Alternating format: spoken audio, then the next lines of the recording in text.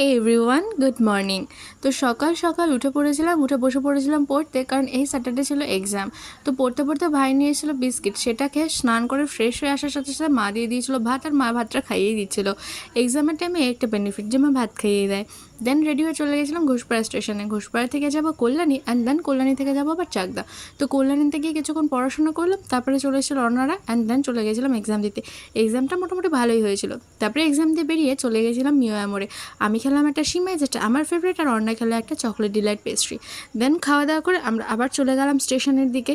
আর এই এক্সামের টাইমে ভিডিও করাটা খুব একটা হয়ে ওঠে না, আর আমি বেসিক্যালি এক্সামের টাইমে ভিডিওটা করিও না, বাট আমার কাছে কদিন ধরে কন্টেন্টের খুব অভাব, তাই জন্য ভাবলাম কেননা এক্সামের একটা মিনি ব্লগ করে নিই। দেন সবাই মিলে খাওয়া দাওয়া করে গল্প করতে করতে আড্ডা মারতে মারতে চলে এলাম বাড়ির দিকে।